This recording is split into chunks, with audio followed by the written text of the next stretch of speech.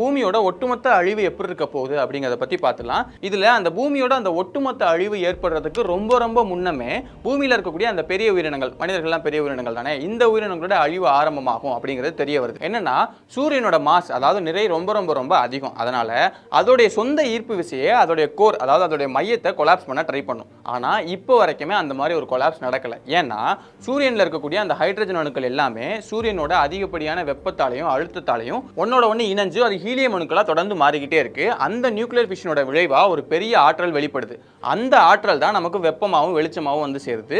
கூடவே அந்த ஆற்றல் தான் சூரியனை அதோட ஈர்ப்பு விசையை வந்து கொலாப்ஸ் பண்ண ட்ரை பண்ணணும்னு சொன்னேன் இல்லையா, அந்த கொலாப்ஸ் நடக்காம தொடர்ந்து ஒரு பேலன்ஸ்ல மெயின்டைன் பண்றதும் இந்த ஆற்றல் தான். ஆனா இதுவே காலம் முழுக்க நடந்துகிட்டே இருக்க முடியாது. ஏன்னா ஒரு கட்டத்தில் சூரியன்ல இருக்கக்கூடிய ஹைட்ரஜன் அணுக்கள் எல்லாமே காலி ஆயிடும். அப்ப அது காலி ஆகுதுன்னா சூரியனுக்கு இத்தனை நாளா பேலன்ஸை கொடுத்துக்கிட்டு இருந்த அந்த ஆற்றல் கிடைக்காம போய் அதோட பேலன்ஸ் கெட ஆரம்பிக்கும். இதன் விளைவா என்ன ஆகும்னா சூரியனோட அந்த அதிகப்படியான நிறை அதோடைய கோர் இருக்கு இல்லையா, அதை அதிகப்படியான அழுத்தத்துக்கு உள்ளாக்கும்.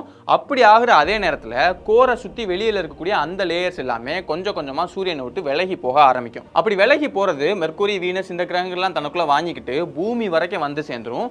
இந்த நிலையை தான் ரெட் ஜெயின்ட், இவங்க இல்ல ரெட் ஜெயின்ட் ஸ்டார் அப்படிங்கிற நிலைக்கு வந்து சேர்ந்துரும். இது சூரியன்ல மட்டும் இல்லாம சூரியன் மாதிரியே அதே நிறையுள்ள மற்ற நட்சத்திரங்களையும் இதே தான் நடக்கும்.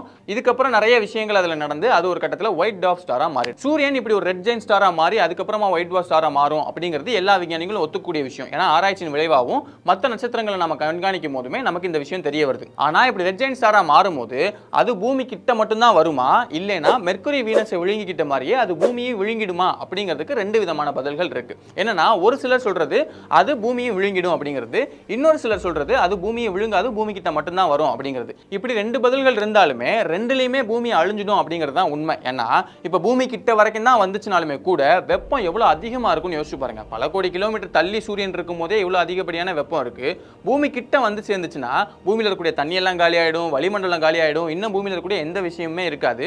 பூமி ஒரு எரிஞ்சு போன பாறை பந்து நிலையில தான் கடைசியா வந்திருக்கும். அந்த நிலையில பூமியில உயிர்கள் இருக்குமா அப்படின்னு கேட்டா அதுக்கு வாய்ப்பே இல்லை அப்படின்னு தான் விஞ்ஞானிகள் சொல்றாங்க. ஓகே, பூமியோட அழிவு எப்படி இருக்கும் அப்படிங்கறத தெரிஞ்சாச்சு. ஆனா இப்படி ஒரு அழிவு ஏற்படும் போது கூட பூமியில சில உயிரினங்களால வாழ முடியும் அப்படின்னு சொல்றாங்க இல்லையா, இது என்ன கதைன்னா